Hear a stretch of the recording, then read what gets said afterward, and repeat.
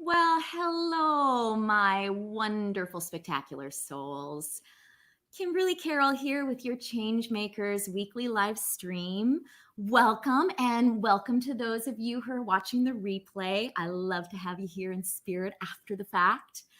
Today, we're doing from 80s supermodel to changemaker. We're going to be talking to just a wonderful soul by the name of Nandinii Sen, somebody who, I adore, and somebody who I think you're going to adore as well. Not only does Nandinii have a great story to tell, but she's doing a video series right now during the pandemic, and she's going to share some inspiring things that folks from various backgrounds are doing to continue their important work for the world during COVID times. So, as you start to gather, and knowing that we have a 30-second delay, I'm just going to check in and make sure that we are rocking and rolling here. Would you let me know that you're seeing me and that everything is okay with sound and with video?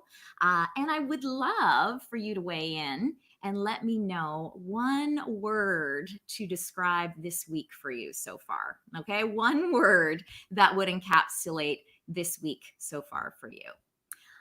Remember that we're streaming both to Facebook and YouTube right now. So throughout the live stream, if I'm talking to somebody that's commented and you're like, where is their comment? You'll know that they're on the other platform. So we're a little bit spread out there, but that's okay. And what I would encourage you to do is that if you are here and watching, in order to help, get this out to as many people as possible, because I want as many people as possible to meet Nandinii and hear her words and hear what we're talking about today. Please love or give the thumbs up if you're on YouTube. Share. If you shared right now on your wall, it helps to bring people to the community. Or if there's somebody in particular you think would get a kick out of today's live stream, then tag them in the Facebook comments and they'll get a nice little alert that we're going, or that they can come back and watch the replay. So let's see. Do we have some folks on board? I'd love to hear if you're there, and a little bit of a sense of one word for today, or for the weeks that has been so far, that would encapsulate it. I'm here every Thursday with our Changemakers Weekly live stream, here to support you to create positive change in your corner of the world. And today on our live stream, where our topic is from 80s supermodel to changemaker, I'm so excited to have my friend and just a beautiful spirit join us, Nandinii Sen. I'm Kimberly Carroll, and I am a coach for changemakers. I help people who are trying to make a difference in the world with the deep inner work, the high performance habits, and the strategies to really empower you and your good work. So, if you are somebody who is trying to make the world a little better place, this is the place for you. This is a place where you can have a little bit of sanctuary, where you can learn some new little productivity hacks, where you can sort of go inward and reflect. So I'm really glad you're here. And oh, hi, Heather. Oh, so glad. One of our other soul coach sisters joining us. Awesome. Who else is here? And Heather says the word for her week is intense. Okay, what about the other folks of you out there? What's your word of the week? I'm gonna have to say my word is heavy. I'm gonna be honest with you, because I always like to be honest with you. Before I get Nandinii in here, I just wanted to cover a couple of things. Heavy for very personal reasons. I lost my dear aunt and godmother this week, very unexpectedly. So my family's kind of, reeling from that. Somebody the little sister of the family. So Anita, loving you, sending you love. And I also just wanted to share another piece of really important but quite tragic news. Many of you may already know this, but a fellow activist, animal activist of mine in Ontario, Regan Russell, was killed Friday when she was run down during a peaceful protest outside of a slaughterhouse by a transport truck taking pigs to slaughter. This has been just crushing for the animal rights movement. We're a pretty small movement, mighty but small. Uh, Regan was a dedicated activist since 1979. She was so compassionate, so elegant, articulate, so committed. She showed up to basically at those at the vigils that they do outside of the slaughterhouses. Basically, what they do is, because the government in Canada doesn't oversee basically the uh, animals on farms. They basically leave them to the industry to regulate. There is just so much suffering, so much just atrocious suffering, and nobody's inspecting that, nobody's documenting that. So what the vigil people do is, the trucks come into the slaughterhouses. Often the trucks will stop for a couple of minutes because they've been doing this for a long time and they've kind of got a rhythm. And for those 2 minutes before they go into the slaughterhouse, people document any sort of suffering that's going on. A lot of pigs show up dead on arrival at slaughterhouses. A lot of pigs are being shipped in, not just pigs but chickens, cows are being shipped in terrible weather conditions, extreme heat, extreme cold, arriving as frozen icicles sometimes, or arriving just almost dead from heat exhaustion. So that's what the vigil people do. They document. They also bring water on those really sweltering hot days to try to give a little mercy in those last moments of the animals' lives, and just also just bear witness to basically, at this slaughterhouse, for example, 10,000 pigs being killed every day. So I can't share the details of what happened on Friday, but I was there right after the scene, and I do know all the information. I know it was a peaceful protest. I know that Regan was standing very visibly in front of the entrance of the slaughterhouse on public property while the truck had stopped on the street. And she was very visible when she got mowed down. And so, knowing all the details I know, I'm shocked that this hasn't gotten international coverage, especially because Regan was killed just 2 days after the Ontario. Um, after Ontario passed Bill 156, which is known as an ag-gag legislation designed to cover up animal abuse at farms, during transport, and in slaughterhouses. And this law specifically targets peaceful slaughterhouse vigils like the one Regan was attending. So a lot just came together at once. If you'd like to help to bring light to this story, I ask you to please share it. Okay, I've got information about it here on my Facebook page or on my personal page. You could go to the Animal Save Movement page. They have ongoing updates, or my group, Animal Justice. And also, if you want to take one step further, write to the media outlets and ask why they aren't covering the story. So, all right, thank you very much. I just want to mention that in case she's not in the picture, Karma is our little ambassador here for the animals today. Okay. She's like, Mom, just let me rest. And I do not want to, I don't want to delay this any longer. Let's get some light in here by welcoming in our special guest today. I'll tell you a little bit about her. Nandinii is somebody I met 12 years ago when we were training to be soul coaches with the wonderful, renowned healer, teacher, and author, Denise Lynn. When I met Nandinii, I felt was just her light-filled, peaceful, joyful nature. I had no idea that this Zen-like, being had been a supermodel in the 80s in India. Yes, she went from the glittery life of fashion and fame, and somehow transformed into a super respected meditation and yoga teacher and healer. Nandinii has taught meditation and yoga in India, in Ghana, in Australia, in New Zealand. She's worked as a soul coach, as a transformational therapist, and as a meditation teacher. She's volunteered at youth prisons, at women's correctional centers, and helping at-risk women and children. She's also an actor in India. I don't know where you have all the time for this, Nandinii. And she's been on Amazon Prime's hit show Made in Heaven, just came out this last year. And one of the wonderful things that we want to talk about today is in April, she started an online video initiative called Cope with Hope. Talking to just a really wide array of luminaries about ways to navigate pandemic times in an empowering way.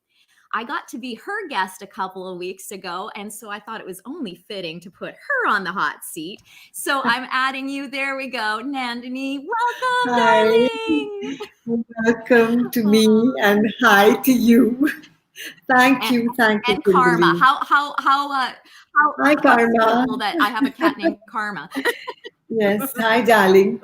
Aww. So good to have you here. It's You've been so the one lovely to grilling be here. others for the last couple of months. So what's it like to be on the other side now? Flip side. Yeah, what's it like to be on the hot seat for you? It's wonderful, and I want to tell you this week for me was rushed. Rush, I had that's a your word. very I had a very rushed week, and then 2 days ago I said, "What am I doing?" And I was brushing my hair because to style it during the pandemic, I don't use any heat. I plait it, and so it gets this crinkly look. So that's my Love own it. home styling for you. And so Nice. as I was combing my hair, I said, "Okay, fine. Now let's just stay with the breath.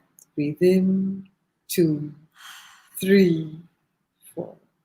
Breathe out, 2. So I just brought myself into this space of mindfulness. And then all day I stayed with that because I had a lot to do. I had many people to interview. I had, videos to render on my iMovies. I had things to upload. And through the whole thing, I was just doing breathe in, 2, 3, 4, just staying with the breath. And I really use that tool in in whatever I do. And this week it really helped me, but this week was rushed for me. No, absolutely. And when we're rushed, that's when we lose all of life's juice, don't we? Yes. So I love that. I love how you just demonstrated that being mindful doesn't Yes, have to be this great undertaking with the perfect pillow and the perfect moment and the perfect music and the perfect guided meditation. That it can be just in a moment. I'm putting Karma yes. down. She's getting to be bad Karma. And to be able to just use what's right there to just come home to this moment, right? Yes, and that's one thing I've learned, Kimberly, during the pandemic. Because everybody around me, including myself, I found emotions going up and down a lot. Because we're all sort of pressed in a certain way. We were just locked in and locked together. And I found at this time, it's little bursts of things, little moments of self-help, little moments of self-soothe have gone a long way. And so even if it's mindfulness, to think, oh God, I'm going to be mindful the whole day is something tough to do at this time. But I can be mindful for that for that inhalation, and I can be mindful for that very exhalation. And Yeah. then we'll see the next moment how I'm going to live. Yes, exactly. And I mean, even just that minute sets you up for something more expansive in the next minute. Exactly. It's all about that because you never know what's the next thing that's going to hit you. Absolutely. And yeah, this week for me has really hit that home that we need to Yeah. be here now. We need to connect now. We need to rest now. We need to do whatever it is that's going to help us, connect to that life force within us and around us. Yes. In this breath, like right now, immediately. And that's what Oh, mindfulness yeah. is all about. It's like Yeah. now, this moment, this Yeah. second, right now. Because in the next moment, I might be just hit with this news that, like 3 buildings away from me, 30 people have got COVID. Oh, And then man. 5 buildings down from me, another 22 have it. Oh, yeah. So okay, fine. So I read that news or I hear that news on the phone, and then I can just put the phone down and say, Fine. What is the best thing that I can do? And the best thing that I can do maybe is light a candle for them. Mhm. And then just while I'm going about, maybe I'm in the middle of cooking something.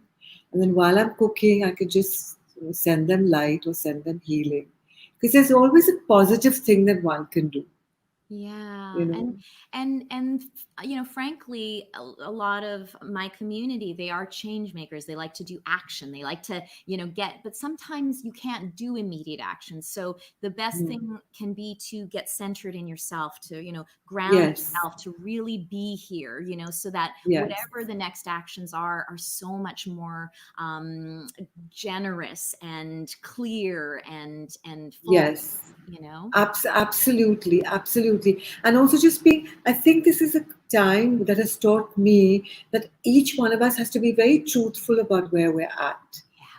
You know, you Totally. said hi to Heather, and Heather was talking to me about quarantine fatigue. We have to be truthful that, okay, fine, like now I'm feeling a bit low at the moment. Yeah. And okay, that's all right, and I'm feeling a bit sad about what's happening. When you read so much stuff, you read all this stuff about Black Lives Matter, and then you have your migrant laborers here in India who've suffered so much, and or even a personal friend like yours who got mowed down. There's Mhm. so much suffering in that, Absolutely. So we have to acknowledge our sadness. We have to acknowledge our grief at that time, and we have to be soft and kind to ourselves. It's Yeah. very important. Well, especially the change makers, especially those leaders, because Yes. a lot of us feel like we have to be bastions of hope, and Yeah. we have to, always be positive, and that's not the Yes. truth. All of us are Mm. going through something right now. I mean, Yes. it's a world like that's why this is unprecedented, because everyone in the world is going through something kind of similar. I mean, it has Yes. obviously extremely different ends of the spectrum, but Yeah. everybody is in this. And yet, I find that some of the leaders aren't taking the time to go, holy crap, what's going on with me? Like, Exactly. where do I fall apart? Where do I like get scared? Where do I grieve? Yes. Yes. Where do I grieve, and is it possible for me to face my shadow self? Can I acknowledge to myself that, oh my God, there's this side of me as well? It's not necessarily such a wonderful side. Yeah. It's true. We all have it. So I befriended different parts of me these past 3 months. And I Mm. say befriended because the minute I befriended that side of me, it kind of calmed down and said, okay, fine. Thank you for accepting me. And I had these little chats, and you taught me that as well to say, okay, that's really not very nice, is it? Yeah. But yeah, hello, that's not very nice, is it? Yeah. But the minute you say that to yourself in a calm way, instead of judging yourself or trying to pretend it's not there, you bring on board something very expansive for yourself.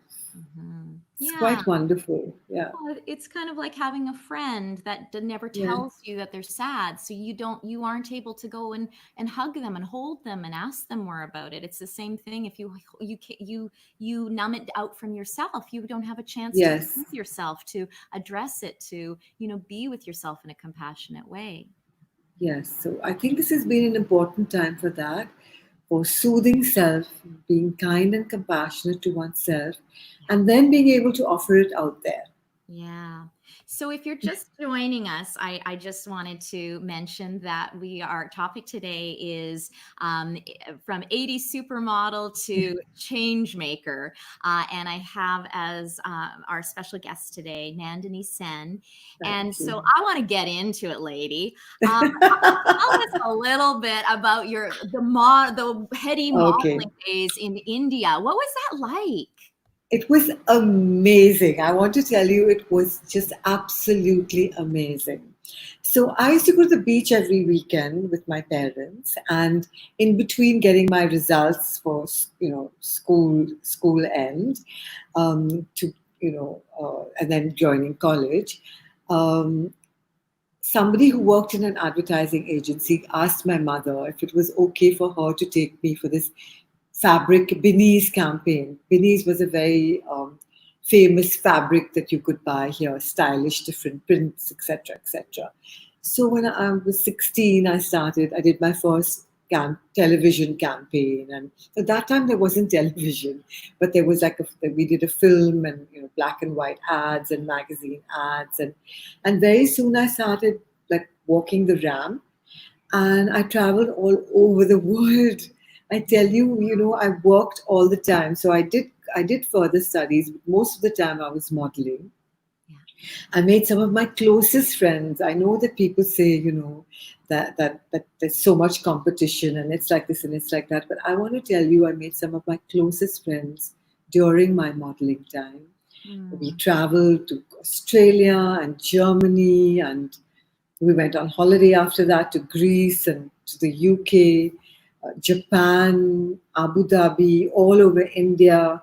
We used to do a show for Femina, which was the magazine in India. And they used to we used to travel all over India by train, and they did the Miss India Femina in every city. And we had so much fun. It was like being in college. It was like, so I didn't go to college, but I had a You modeling went to modeling college. college, yeah. Yeah, yeah, yeah. Oh, And we were so naughty, Kimberly, I can't tell you, because we had a set of friends, we'd be together all the time. The boys were naughty, we were naughty, but it was great fun. It was great yeah. fun. And we're still in touch with each other. Sorry, I keep adjusting my glasses. I'm not That's so used to them. okay. Yeah, and we're still in touch. That's the wonderful thing. The wonderful thing about it is we're still in touch. There's still a lot of happiness and love that we share. Oh, that's really heartening to hear because you just think Yes. of this cutthroat world of modeling and everything. Yeah. And I mean, you were a really popular, wildly popular model Yeah. in India. Like Yes. you were kind of like the tabloids sort of covered you and all that sort of thing. That must have been Yes. weird. Was it hard at all?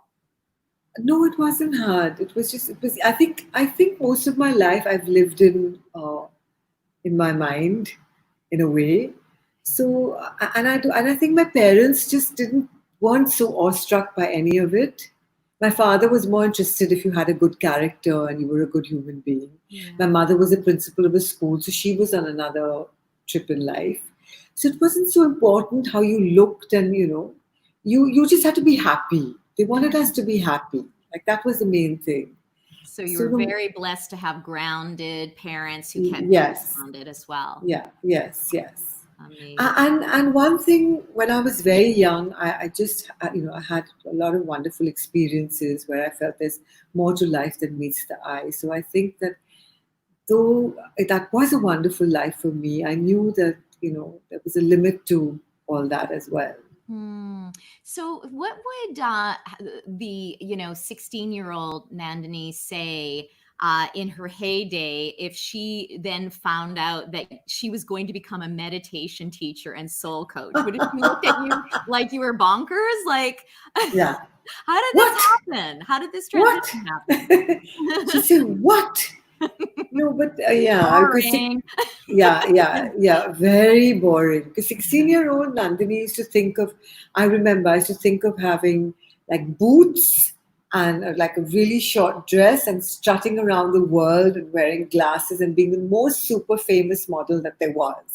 So I don't think 16-year-old would understand this at all. Yeah. Wow. Mm. So how did this I mean, I know it's probably a super long story, but generally what drew you to this other area of your life? And by the way, I was just going to say, folks, if you have any questions for Nandini or any comments, this is, I want you to share. So just comment. And I see Judy there. Hi, Judy. Mwah. Judy is Nandini. Judy is my mom, and she is one of our live Oh, stream regulars here. hi. Yeah, Hi, and Judy. her word of the year because she's part of the family is sad. So Judy, we're giving you some love. We're giving Yeah, you some lots of love. hugs. Yeah, absolutely. So if you have questions, folks, put them in the comments, whether you're on YouTube or whether you're on Facebook, and also like, love, thumbs up, share, because I want more and more people to know Nandini here. So okay, anyway, back to the question. So Yeah. like what called you to this? Where did that come from? So I think my mother was the one who said that there's this Buddhist teacher who's coming to teach me and my friends something, and I want you to come and have a look. And I really liked it so much. And then at the same time, another friend of mine gave me a book, The Road Less Traveled by Scott M. Peck. And my friends and family would tease me because I was always reading this book no matter what was happening, and they'd call me the roadless. Oh, ho, here comes a roadless traveler. And that book kind of changed my life. And then meeting this teacher who taught us different techniques of Buddhist meditation, and I just felt that okay, I like to slow down. So again, I was teased from disco to dharma, Disco to and Dharma. I yeah, love it. yeah. So disco to dharma or roadless traveler, but I was okay with that, and so I started seeking for who I am and why I'm here, and I did many courses. I did Reiki, and I was an art of living teacher for many years. I traveled all over the world, and I Art, think from yes, my Art of Living. Yeah, Art of Living teacher. Yes. Mhm. yes, and but from when I was very young, I've always loved people. I love people, and I always want to know more and more about them. I just love Mhm. people, and I feel very sad when someone is sad or someone's going through a bad time. And I think that just stayed with me through all the work that I did. And yeah, and that's why we came to Cope with Hope. So what happened was during the pandemic, I just wanted to Yeah. reach out. I wanted to reach out to as many people as I could, and I didn't know how. And my son has been asked. My son, who's also a meditation teacher with the art. I'm not no longer with the Art of Living, but my son is, and he's Yeah. been telling me for a long time to do something on YouTube. Like, Mama, come on, start your own channel. And maybe I just wasn't ready yet. And on 23rd of April, just before I was meditating, my sister sent me this quote. And may I read this quote out to you? Please, please do. Okay, it's by Haruki Murakami. He's one of my favorite authors. This is the quote. And once the storm is over, you won't remember how you made it through, how you managed to survive. You won't even be sure, in fact, when the storm is over. But one thing is certain, when you come out of the storm, you won't be the same person who walks in. And that's what the storm is all about. And Mm. I thought, yeah, you know, none of us are going to be the same again. None of us, ever. This has shaken us all up. It's brought the world down to its knees. And I want to find out how people are staying in the eye of the storm. I want to find out how people are facing this storm when they go out into it. Mm. And I came out, I spoke to my daughter about it. I said, help me work out a title. I want to know how people are coping. And she said, okay, mom, but what is it that you want to know? And I said, hope. And why hope? Because I'm an illogical optimist. I love that. And for me, hope is in every minute. Like people think hope is in the future for them, which okay. But for me, hope is in this moment, in every moment, in every breath. And so Mm. I started interviewing people, and Kimberly, I don't know what happened next. I just continued to interview people one after the other. Amazing. And so a lot of these people that you interview are people who are change makers of sort that are sort of influencing their corner of the world. Do you have any things that sort of stick out as to what some of these people have done during COVID times with all the challenges of isolation and masks and and not being in the workplace and everything that they've done to keep moving the needle on change in this world. Absolutely. So 3 days ago, I interviewed three people. One of them, his name is Bilal Khan. And in 2001, he started the Ghar Bachao Ghar Banao Andolan, which means save homes, build homes movement. And when the lockdown started, the main lockdown started on the 25th, and on the 25th of every month, the ration shops closed down here. And ration is where the normal person who works, the migrant laborer, everyday wage earners, our staff, They're the ones who get all their rice, their staples from ration shops. And obviously, there was like a big shortage in all the slums. And so very soon they had a meeting. So Bilal was in that meeting.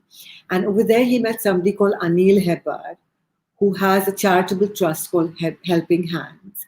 And he also met somebody called Lara Jasani, who's a high court lawyer, who he's worked with before. And the three of them got together and they started a camp for migrant laborers for 350 people. Like everybody starts the way they can. So 350 laborers. And they worked out a system with them. So they, at the same time, Anil, one of them, spoke to his grocer. He found a grocery store which wasn't very popular because all the other grocery stores had long lines and it was difficult to get to them. But a new one had opened near his home. So he went and spoke to them, worked out a really good system where he could give dry rations like rice, lentils, tea, milk, and make a little packet for 14 days and give it to families. So the three of them worked out. Firstly, they ran this camp for people. Then they have 6 community kitchens all over Bombay. They've distributed over 10,000 dry ration kits, over 10,000 meals everywhere. Right now, their kitchens are still running. And of the 350 people, nobody got COVID in Oh, that camp. There amazing. was nothing unpleasant, and everybody's been sent home except for 7. And Oh, these 7 are now going to be sent home in a minibus. nice. Beautiful. Now that's a powerful thing. That is so powerful. What and then on sort of the other end of the spectrum, I one of your Cope for Hopes that I watched, and I'm sorry I forgot her name, but she was an actor in The Big Sick, a friend Yes. of yours, and and she's like taken on doing like some comedy to sort of lampoon Trump and the Trumpites and everything. Betty Sue. She does Betty Sue, yeah, and she Yeah, Betty lampoons him. too. Yeah. So It's different people amazing. trying different things, to Yeah. show up in their way, their unique way, right? Yes, everybody is trying to do something in their unique way. Yeah. Another friend of mine got together with her daughter, and they told everybody, look, send us different masks. And I interviewed her as well, and she like we both came up with on Saturday, wake up, shake up, and pretty up. You have a tendency to say, "Oh, I'm not going anywhere. Come on, I'll just sit in my pajamas and do nothing." No, no, no, no, no. You just Life's get not up in the all morning. fun, Yeah. So you wake up, shake up, and pretty up, and go out there and folks. put on your makeup and wear pretty clothes and you just seize the day, seize the moment. Yeah, So absolutely. yeah. So I've had different types of people. I had 2 children. I had a 16-year-old and a 13-year-old that I interviewed. And they Yeah. had amazing things to say. Mm, They were very disturbed about Black Lives Matter. And they said it's not okay to treat people like that by the color of their skin. Everybody is equal. And they mhm. had some really good points there. So Yeah. I've interviewed like various people. Somebody's going to be doing a concert for me the other in on the third. Yeah. For yeah. So Amazing. So I've included one of the links below, and I'm also going to put in the comments the direct links so that people can check it out either on Facebook or on YouTube. Um, great. and uh, and I really would like to, before we wrap up, I'd love for you to talk a little bit about. Um, You've seen the power of meditation and of mindfulness, Nandini, in some really Yes. tough places. I mean, you volunteered as a meditation teacher in prisons with high risk women and children in women's correctional institutes. Can you tell us a little bit about what you've seen and the power of mindfulness and meditation as a tool for growth?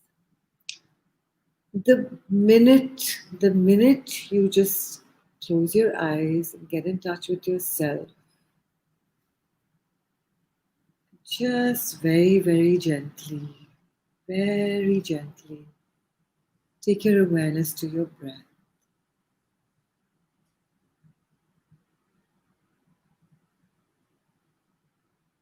Thoughts may come, Go back to your breath.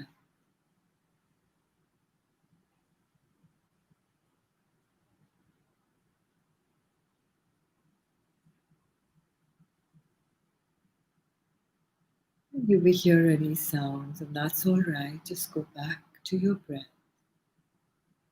Just witnessing the breath as it is. At the tip of your nostrils, very softly and very gently. Just witnessing. Just be there with the breath. When you breathe in, the breath is slightly cooler. When you breathe out, it's warm. Just staying with the breath.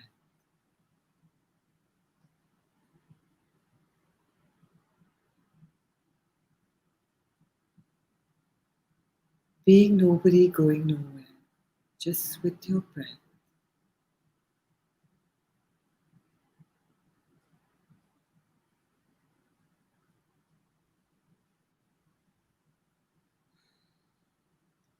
And very slowly and very gently move your body. And bring yourself back into the room. Open your eyes. Hmm. And that was probably 2 minutes and just like, whew. Yeah, that's all it takes. I realize that, we give ourselves that we have to do this for 1 hour, we have to do it for 3 hours. Just 2 minutes.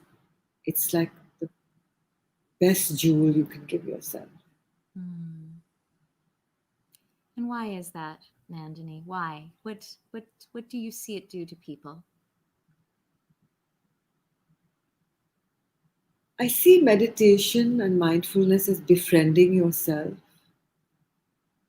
as a tool to be kind to yourself. I mean, when I taught at the Women's Correction Center, each woman came up to me and they said that we know why we're here, because we had to meet you. And we're so grateful that we're here. We're so grateful for what we did because we could meet you. And it's nothing, it's just that connection with who you truly are. Yeah. You know? Where everything else falls away and you just kind And of come home. you come home, that home. That home is so important. Just it's so soothing to know that you can rest gently at home. Hmm. Now, a lot of people, when they start to try meditation, they don't find it calming at all. It can be, very, frenetic and hard to notice what's going on because if they've been ignoring it for a long time, there's a lot of pain, right? Yes. Any advice for the people that are in that position? Stick with it Yeah. and don't give yourself like a hard time, and don't give yourself very um, difficult exercises to do. Mhm. The minute you say you're going to sit for 45 minutes and you don't sit for those 45 minutes, then you're very judgmental with yourself because Yeah. as it is, so much is going to come. Short little, short little spans. That's Yeah. what you need.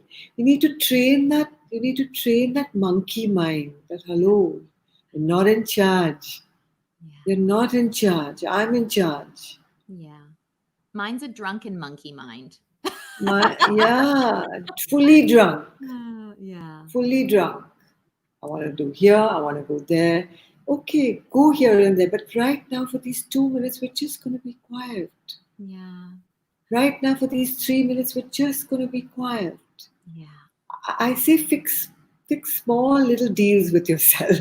Yeah, absolutely. And just that idea of just let go, just letting go. Yeah, It's not you don't have to fix on anything. You don't have to control. You just have to let go. just be with your breath. Yeah. Yeah, I love that. Oh, my dear, it's been so wonderful having you Thank here. you. And I hope that folks will, first of all, Judy said very calming. So it was very calming. Thank you. I hadn't had a chance to meditate yet today. So I'll add that 2 minutes to my too much to the pile a little later on. So Okay. I invite everybody that's watching now and in the replay to please go and check out Cope for Hope. There's so many amazing people that Nandinii has had access to, so many wise souls, so many great stories. I have put the link in the comments, Thank you. and Nandini, thank you for your service. Thank you for just being Thank you. such a light in this world. I'm gonna let you go while I sort of finish up here. I won't bore you any longer, but thank you for gracing us with your time. Thank you so much, Kimberly. It was lovely. Thank you. You're welcome, my dear. See ya. Bye. Okay, so just I wanted to talk really quickly about next week. Next week on our Changemakers live stream, we are going to talk about social media. How healthy is your relationship with social media? Do trolls derail you? Are you not sure how much personal stuff to put on social media and how much to make it about your mission? Do you suffer from comparatitis? I'm going to share all sorts of tools for helping you as a person that's trying to make a positive difference in this world navigate social media for both you and your mission. And I just wanted to, before you go, this weekly live stream is brought to you by Power Tools for Changemakers, which is my free online course, 5-part video series. If you're a change maker trying to make more of an impact, or is exhausted, or could use some support, or could use some more skills, you've got to try this. Now I'm going to try sharing my screen with you and see if I can. I'm going to share my screen with you and Chrome tab. There we go. So this is Power Tools for Change Makers. And all you need to do is go to my website and you're going to find this. And all you need to do is press this button. You just do a little sign up and we are going to cover everything from overwhelm busting tools. So I know that if you're trying to make a difference in the world, overwhelm is can be a big challenge. I'm going to teach you some cool productivity hacks. How do you become more effective, impactful? How do you speed up what you do? How do you work smarter and not harder? The processing and pain tools is an especially powerful module training. We all experience a lot of inherent pain when we're sort of going up against what is the status quo in the world. And so it's really important to have some really tangible techniques um, to be able to deal with that pain that comes up. I take you through bridge building tools, how to be more persuasive, how to connect more deeply, how to be less judgmental so that you can have more of an influence. And then I take you through ideas for creating daily routines that are going to empower you and your group work. So just head on over to, let me see here. I'm just going to stop my, did I not share? Okay, I think I was sharing this whole time. No, I wasn't sharing the whole time. Oh dear. I've got to really learn how to do this. Okay, so was I sharing? Could you see the screen or not, folks? Okay. Anyway, I was showing you the whole thing, I thought, but maybe I didn't. Anyway, you can sign up for Power Tools for Change Makers at this link that I'm going to put into the comments, and I'm also going to put it up here on the banner. Okay, there you go. So this is just, again, I wanted to put this course together, especially I thought right now, while we're not able to show up as change makers necessarily in some of the traditional ways we can. This is a great time for building your strength as a change maker, whether you're a mission-driven entrepreneur, whether you're a healer, whether you're an activist, whether you're an educator. This is the time to build your skills, to build your own sort of personal power so that when you have an initiative that can get moving, you can hit the ground running. All right. So I'd love for you to try it, give it a let me know how it goes. I'm here every Thursday at 1 p.m. And here on Facebook and here on YouTube. Please feel free to share this live stream, this replay with anybody who you think might be interested. And I look forward to seeing you next week when we talk about social media. All right, folks, sending you lots of love. Have a wonderful rest of your week.